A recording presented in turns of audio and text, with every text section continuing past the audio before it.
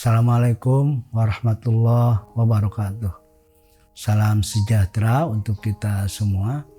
Teman-teman yang saya cintai, sesi kali ini saya akan memberi satu pengantar tentang model sekolah hari ini. Tema ini penting karena apa? Karena banyak sekolah yang sekarang ini ada kurang bisa mengantisipasi berbagai macam tantangan-tantangan yang hari ini muncul.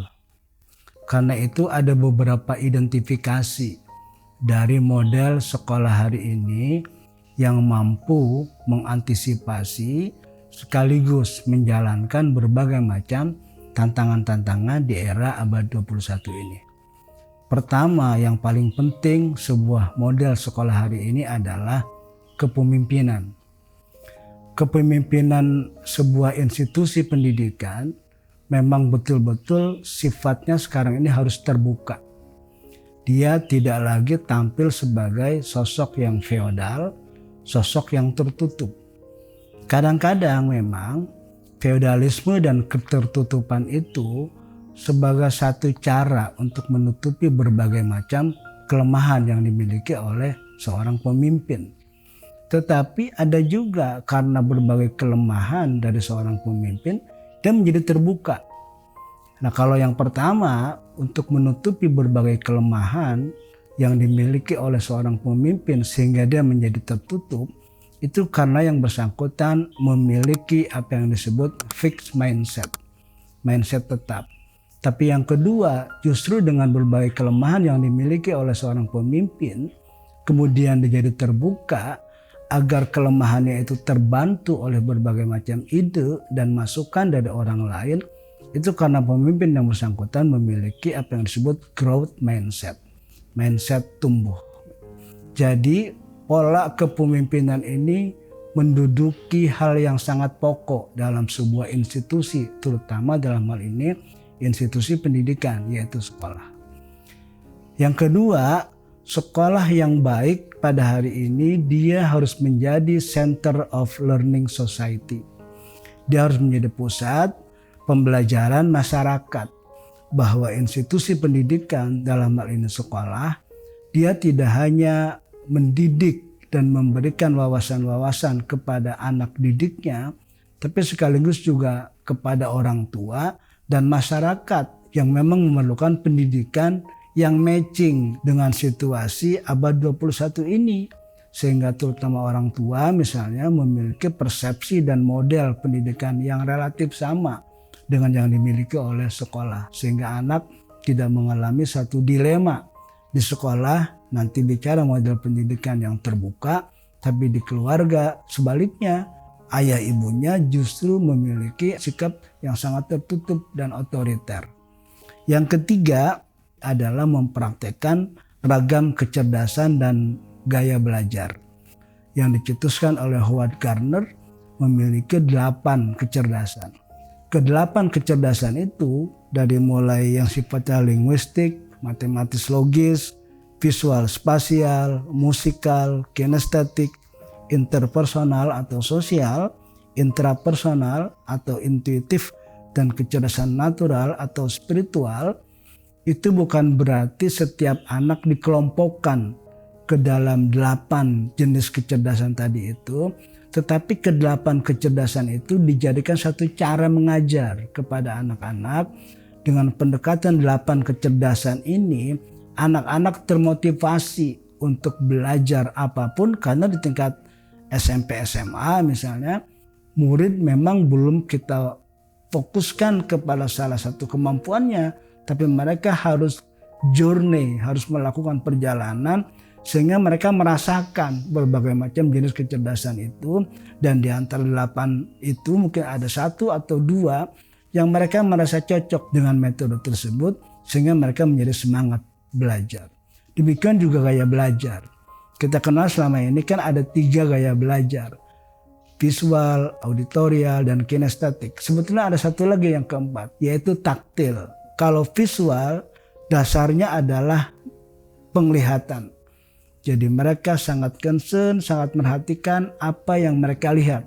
Kalau auditorial, dasarnya adalah pendengaran, mereka senang. Kalau ada guru kemudian berceramah, lecturing, dan mereka mendengarkan dengan sangat seksama. Kinestetik itu soal perasaan, menyangkut gerak, keterlibatan fisik. Karena itu, guru yang baik bagi seorang murid yang bergaya kinestetik adalah guru yang melibatkan murid, sehingga murid bisa berpartisipasi dalam proses pembelajaran. Yang keempat, taktil. Taktil ini memang sesuatu yang belum terlalu dikenal. Dia mirip dengan kinestetik tapi sifatnya sangat parsial. Kita lihat misalnya ada anak pada saat mereka belajar sering memainkan pulpen. Mengklik pulpennya, lalu terkadang menggambar di bukunya. Tapi dengan cara itu murid sebetulnya sedang memperhatikan apa yang disampaikan oleh gurunya. Karena itu gaya belajar taktil itu juga menjadi bagian yang harus diapresiasi oleh seorang guru yang memiliki kepedulian terhadap gaya belajar muridnya. Yang keempat, kurikulum 4 bagian. Model sekolah hari ini tidak bisa tidak, dia harus menggunakan 4 model kurikulum yang tak terpisahkan. Pertama, 4 kurikulum itu menyangkut kurikulum perkembangan pribadi. Bahwa perkembangan pribadi itu harus menjadi bagian yang terencana. Bagaimana anak antri di sekolah dalam mendapatkan sesuatu dalam waktu yang bersamaan bersama teman-teman yang lain. Juga bagaimana hubungan dan pergaulan antar mereka. Juga bagaimana mereka mengekspresikan emosi-emosi mereka ketika mereka senang atau bahagia, mereka sukses, termasuk ketika mereka sedih atau mendapatkan berbagai macam tantangan dan cobaan. Kurikulum kedua yaitu kurikulum keterampilan hidup. Kurikulum keterampilan hidup ini atau life skill ini menjadi penting karena apa? Karena banyak sekolah tidak terlalu mempedulikan terhadap life skill ini. Banyak misalnya anak-anak yang tidak punya keberanian untuk menggunakan transportasi umum. Karena kita memang belum pernah mengajarkannya. Gitu. Juga hal-hal kecil. Ketika bajunya sobek, ketika kancingnya copot, ketika ada listrik konslet dan sebagainya. Artinya kurikulum keterampilan hidup ini bagaimana supaya keterampilan-keterampilan mereka itu bisa membantu hidupnya, self-help, bisa membantu dirinya sehingga dalam beberapa hal yang sifatnya kebutuhan hidup mereka bisa melakukannya. Yang ketiga, kurikulum belajar untuk belajar.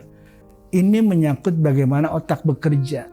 Karena itu kurikulum belajar untuk belajar menyangkut fasilitas, menyangkut rasa fun, menyangkut satu kondisi yang membantu bagaimana mereka mengaktifkan otaknya.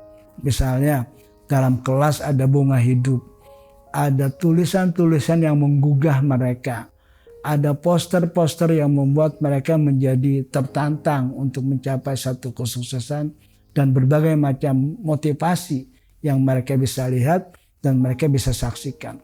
Termasuk misalnya ada musik klasik yang bisa membuat mereka kemudian tenang. Sehingga dalam ketenangan itu mereka bisa maksimal belajar. Yang terakhir adalah kurikulum isi. Kurikulum isi ini kurikulum yang biasa dimiliki oleh sekolah pada umumnya. Bahwa setiap murid harus belajar berbagai macam mata pelajaran dengan berbagai macam target dan isi atau konten yang ada di dalamnya. Teman-teman yang saya cintai, yang kelima, training guru. Ini juga hal yang sangat penting karena pengetahuan hari ini perkembangannya bukan hanya per tahun, per bulan, per minggu, bahkan per hari. Berbagai macam pengetahuan, hasil riset dan sebagainya bisa kita peroleh setiap saat melalui internet. Karena itu guru yang tidak belajar, dia tidak lagi memiliki kemampuan untuk memberikan berbagai macam pengetahuan kepada murid-muridnya. Maka ada istilah kan, if you stop learning today, you stop teaching tomorrow. Kalau guru hari ini tidak belajar, maka besok guru itu tidak boleh lagi mengajar. Karena apa? Karena sehari saja kita guru tidak belajar, maka ada banyak pengetahuan, hasil riset yang tidak dia ketahui. Karena itu training guru, baik yang sifatnya konten mastery maupun yang sifatnya metodologi, juga karakter, itu menjadi program penting untuk dimiliki oleh setiap sekolah. Yang keenam, fasilitas pembelajaran. Ini juga sebagai ambience. Fasilitas itu tidak hanya menyangkut library, laboratorium, kelas, kursi dan sebagainya, tapi menyangkut juga lingkungan. Dari mulai gerbang masuk sekolah itu sudah menjadi fasilitas pembelajaran. Dia harus menjadi bagian dari kurikulum yang sifatnya hardware gitu. Jadi semuanya memberi satu kondisi kepada murid tentang pentingnya proses pembelajaran. Yang ketujuh adalah pola komunikasi dengan parents. Nah, ini penting karena apa? Karena harus ada kesamaan persepsi yang tadi saya sampaikan antara sekolah dengan parents supaya anak tidak mengalami kebingungan antara di rumah dengan di sekolah, sekaligus juga supaya orang tua menjadi tenang karena terinfo apapun yang terjadi di sekolah, apapun yang dibutuhkan oleh anaknya di sekolah, orang tua terinfo sehingga mereka bisa mendukungnya dan bisa mempersiapkannya sejak dari rumah. Teman-teman yang saya cintai, terakhir adalah sebuah sekolah yang baik harus terbuka untuk terus berinovasi. Ini hal yang cukup serius. Kenapa? Karena biasanya sebuah sekolah kalau dia sudah besar, juga merasa besar, biasanya agak tertutup dengan berbagai macam ide untuk melakukan inovasi. Tetapi hari ini, kalau sekolah itu tidak memiliki cara untuk menerima berbagai macam ide dan inovasi, maka siap-siaplah sebuah sekolah akan ditinggalkan. Kenapa? Karena setiap orang, apakah dia pemimpin, kepala sekolah, guru, itu kadang-kadang ada banyak pengetahuan yang mereka belum ketahui. Mungkin saja di situ orang tua lebih tahu dalam hal tertentu atau murid lebih tahu dalam hal tertentu.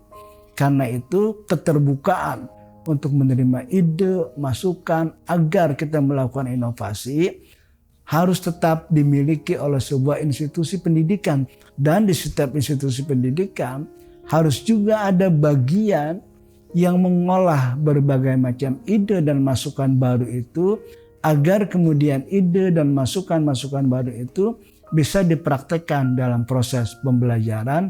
Inilah beberapa hal yang bisa kita identifikasi dari model sekolah hari ini. Teman-teman yang saya cintai, saya akhiri sampai di sini. Semoga ada manfaat buat kita bersama. Terima kasih. Assalamualaikum warahmatullahi wabarakatuh.